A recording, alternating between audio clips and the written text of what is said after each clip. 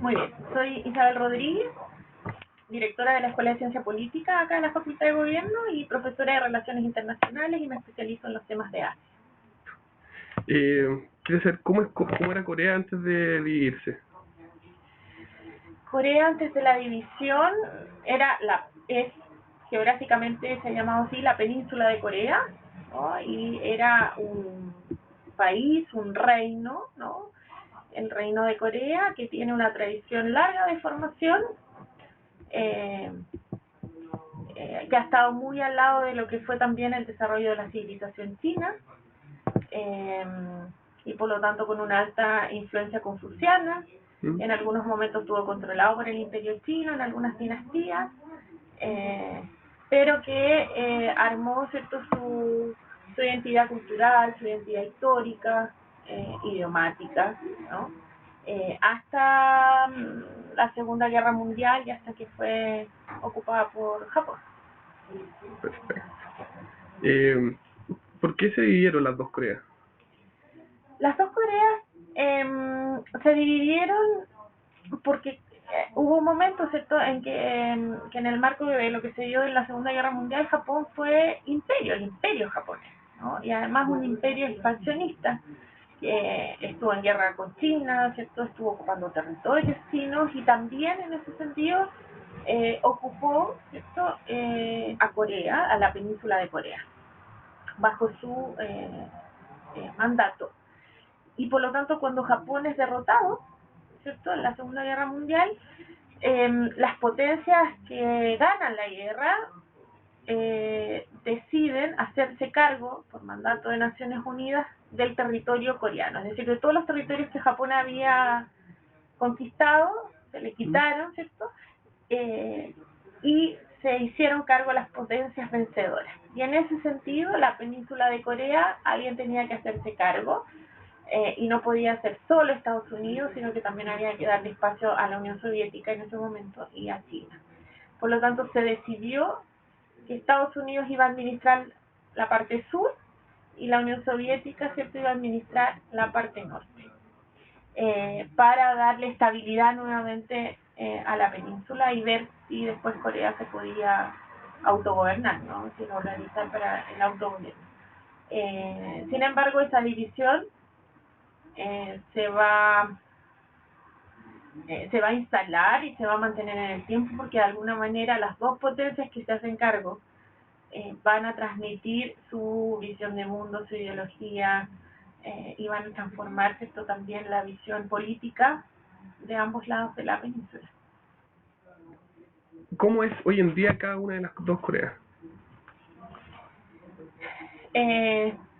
Son dos estados autónomos, son dos países autónomos, independientes, que desde la división siguieron caminos distintos, y por lo tanto eso se refleja hasta el día de hoy. En cuanto Corea del Sur inició, ¿cierto?, un camino de organizarse como el Estado de Corea del Sur, o sea, la República de Corea, bajo la influencia estadounidense, y por lo tanto resolvió, aun cuando estaba con gobiernos autoritarios, gobiernos militares, inició, ¿cierto?, la transformación de su economía, una economía integrada a la economía internacional, integrada al mundo. De hecho, recordemos que Corea del Sur es parte del milagro asiático de los 80, ¿no? Los tigres asiáticos, o llamadas también los NICs, las nuevas economías industrializadas de primera generación, que fue Japón, Corea del Sur y Taiwán. No sé, fueron países que estaban en un nivel de subdesarrollo similar en los 70 de América Latina, y iniciaron un proceso de transformación de sus economías, que para el caso de los países asiáticos fue muy exitoso, porque desarrollaron su industria, pero además lograron exportar esos bienes industriales al mercado occidental, y eso les permitió, ¿cierto?, una industrialización súper rápida y eficiente. Y por lo tanto, Corea del Sur tuvo ese desarrollo, esa industrialización en los 80, en los 90 sobre todo, y hasta el día de hoy, y por lo tanto ya a mediados de los 90 comienza a abrir el juego político, después de tener un gobierno autoritario, ¿cierto?, que manejaban esa economía. eh, Abre la apertura democrática, ¿cierto? Y hoy día es un estado democrático. En cambio, Corea del Sur, que siguió bajo la influencia soviética y China, siguió el camino, ¿cierto?, ideológico de estas potencias y se transformó en un estado socialista. La del norte. La del norte, Corea del Norte, ¿cierto?, la República Popular de Corea del Norte. Se transforma, ¿cierto?, en un país socialista, pero además bajo la figura, ¿cierto?, de un gobierno totalitario, es decir, donde hay un líder, un super líder, ¿cierto?, que controla a toda la población eh, y que además tiene su propia ideología, que es el Suche, ¿no?, que es una especie de doctrina ideológica o pensamiento político, si se quiere, de Corea del Norte que permea, ¿cierto?, desde el líder a toda la sociedad, que es la idea de mantenerse lo más autónomos posibles del resto de países y del mundo y lograr, ¿cierto?, este proyecto que lidera en ese momento, ¿cierto?, el abuelo del actual presidente. Gobernó el abuelo, gobernó su hijo y hoy día el hijo menor, que es Il-un, y por lo tanto, y que han seguido esa tradición, ¿cierto?, de un totalitarismo muy cerrado y de mucho control sobre la población. Por lo tanto, las dos Coreas han seguido caminos muy distintos y eso las ha llevado a que estén, que sigan separadas y sin muchas opciones de reunificación. La idea de que en algún momento las dos Coreas se iban a reunificar, a medida que pasa el tiempo, se hace más difícil. Y hoy día, además, las dos están bajo amenaza, o sea, ambas se amenazan con armamento nuclear. O sea, termina de coronar este escenario de difícil reunificación el armamento nuclear. O sea, hay una amenaza latente de ambas, a pesar de que hay diálogo para la reunificación, pero el hecho de que haya armamento nuclear de por medio, que haya sistemas de gobierno tan distintos y que haya un tercero, que es de Estados Unidos, que todavía sigue, ¿cierto?, involucrado en esta relación entre las dos Coreas, hace que sea dificilísimo que se pueda dar un proceso de reunificación. Además que funcionan los dos como estados independientes, entonces lo hace más difícil porque pensemos en el caso de Taiwán y China. Taiwán no tiene el reconocimiento de Estado, aun cuando se mantiene independiente, pero la reunificación tiene una posibilidad, en cuanto Taiwán no tiene reconocimiento como Estado, pero el caso de las Coreas es que son dos estados independientes y con armamento nuclear. Las dos. Las dos. Yo había leído que solo Corea del Norte era la que tenía... Lo que pasa es que Estados Unidos tiene bases militares en Corea del Sur, ¿no? Entonces, en cualquier momento, en cualquier conflicto, hay una defensa, ¿no?, de parte de Estados Unidos a Corea del Sur, obviamente. ¿Cómo cree usted que se podría resolver el conflicto que hay hoy en día entre las dos Coreas? De una vez por todas. Bueno, ya lo decía antes, en mi análisis es difícil. Es difícil ver una solución al tema de las dos Coreas, entendiendo también qué es la solución. O sea, históricamente lo que se ve como solución es que se reunifiquen ambas Coreas, ¿no?, en un solo país. Pero también otra solución puede ser que ambos estados, ¿cierto?, tengan un desarrollo autónomo y que dejen de amenazarse mutuamente, ¿cierto?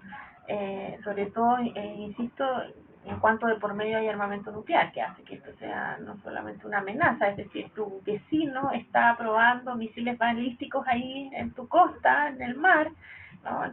Eso pasa constantemente. Tuvimos ahora, hace un mes atrás, unos submarinos. Unos ensayos, ¿cierto?, en que Corea del Norte ensayó unos misiles balísticos en el mar, entonces 2 semanas después lo hace Corea, demostrando que hay un equilibrio de poder en base a armamento y por lo tanto eso se transforma en una amenaza constante para ambos países, que hace que sigan desarrollando más armamento y amenazándose con este tipo de pruebas, que es una amenaza ahí tangencial.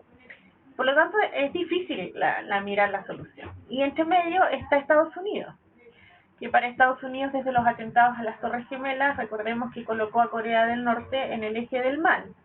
O sea, colocó a Irak y fue a invadir. Colocó a Afganistán y fue a invadir. Y colocó a Corea del Norte en ese eje, pero no fue a invadir. Sin embargo, hubo roces, hubo amenazas. Por lo tanto, para Corea del Norte hay una amenaza constante. Si uno dice, uno puede, sin juzgar lo bueno o lo malo, porque en relaciones internacionales esto es muy complejo, juzgar el comportamiento de los actores, acá lo que hay que entender es que Corea del Norte tiene que sobrevivir en el sistema internacional. Es decir, tiene a la principal potencia militar del mundo, Estados Unidos, amenazándola constantemente. Por lo tanto, para sobrevivir en el sistema internacional, tiene que desarrollar armamento, no le queda otra. Y de paso se producen las tensiones o los conflictos con Corea del Sur. Yo lo veo más causa la relación de Corea del Norte con Estados Unidos que el conflicto propiamente tal entre las dos Coreas, que algo han avanzado, ¿cierto?, con la Sunshine Policy desde el año 2000, de iniciar contactos para la reunificación, es decir, permitir contacto entre familiares, se creó un complejo industrial y fronterizo con capital de Corea del Sur, es decir, ha habido contactos y ha habido proyectos que se mantienen en el tiempo, pero que siempre están en este contexto del tira y afloja de la amenaza, ¿no? Y que hay que entender en ese sentido por qué Corea del Norte reacciona de esa manera. Pero también hay que entender que Corea del Sur reacciona defensivamente, tiene este acuerdo con Estados Unidos, hay tropas norteamericanas en el suelo de Corea del Sur, hay que entender también que lo hace por defensa. Y Estados Unidos lo hace porque tiene que tener presencia en el Pacífico Asiático, y una forma de tener presencia en el Pacífico Asiático es cuando persisten conflictos de este tipo, porque si se solucionara el conflicto, Estados Unidos tendría que más bien retirarse de la península de Corea. Entonces, se conjugan una serie de factores propios de las dos Coreas, pero también de relaciones más amplias, como es el posicionamiento de Estados Unidos en la región, que hacen que esto sea muy difícil. Y además Corea del Norte no es un interlocutor transparente en algún grado que permita la construcción de confianza, ¿no? O sea, no hay confianza en el diálogo con Corea del Norte, ¿no? El tipo de régimen, el tipo de líder que hay ahora, esta Corea cerrada, que a cualquier amenaza reacciona con su contraparte amenaza nuclear, hace que los niveles de confianza sean casi inexistentes, y no puede haber solución a ningún problema en relaciones internacionales si no hay un mínimo de confianza entre los actores. Entonces, o sea que esto más que nada sería un conflicto no entre Corea del Sur y Corea del Norte, es como Corea del Norte contra Estados Unidos. El conflicto o sea, se hace ver como que es Corea del Sur contra Corea del Norte, pero realmente es como Estados Unidos contra Corea del Norte, y eso hace que se separen estas dos Coreas. Esa es mi interpretación.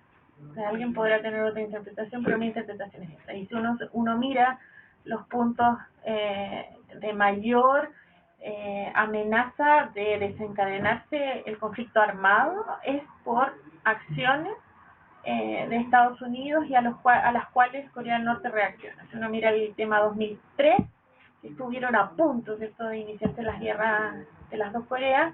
Lo mismo pasó el 2013, que han sido los dos puntos más álgidos de estar a minutos, ¿cierto?, a un límite muy delgado de pasar a un conflicto bélico.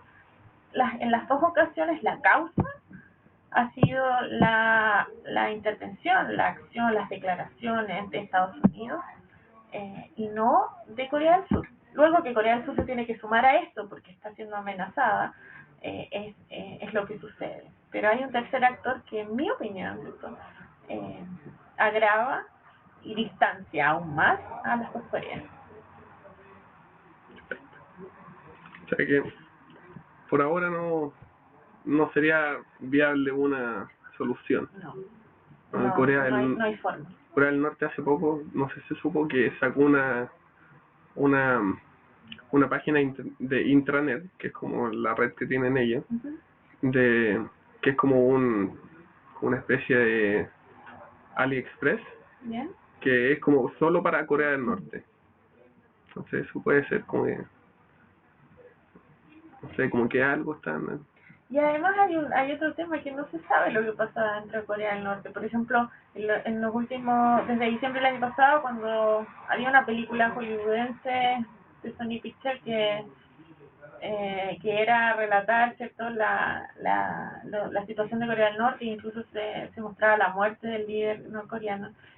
Y pareciera, por todo lo que se ha dicho, que Corea del Norte logró generar un ciberataque en Estados Unidos, en la empresa Sony, y no se pudo, o sea, bueno, digamos, se detuvo, ¿cierto?, el lanzamiento de la película y todo el estreno que iba a ser, pero eso demuestra de alguna manera que hay ciertos avances de Corea del Norte, que se ven un país absolutamente atrasado, por más que está aislado, ¿cierto?, económicamente del mundo. Corea del Sur también ha acusado en los últimos meses ciberataques a sus centrales nucleares, ¿no? Entonces, esa Corea del Norte se sabe muy poco, hay muy poca información, por lo tanto tampoco se logra dimensionar qué capacidades tiene, ¿cierto? Como en este caso de desplegar ciberataques a actores que son importantísimos, como una empresa, la Sony Pictures, ¿cierto?, en Estados Unidos, o bien al gobierno de Corea del Sur. Entonces ahí siempre está esta variable de factor sorpresa, que, que es difícil planificar una acción, ya sea de diálogo con Corea del Norte o de enfrentamiento, porque no sabes realmente las Contra quién se está capacidades que enfrentando tiene. uno. Exacto. Uno se enfrenta como a ciegas. Sí. Se tiene como una imagen que se hace ver como especie de débil, por así decirlo, pero realmente no se sabe. Con esas cosas demuestra lo contrario. Exacto. Y entonces esto hace que todo se mantenga más o menos congelado en el tiempo, con altos y bajos de amenazas, pero congelado, y también eso significa sin solución. Perfecto. Muchísimas Muy bien. gracias.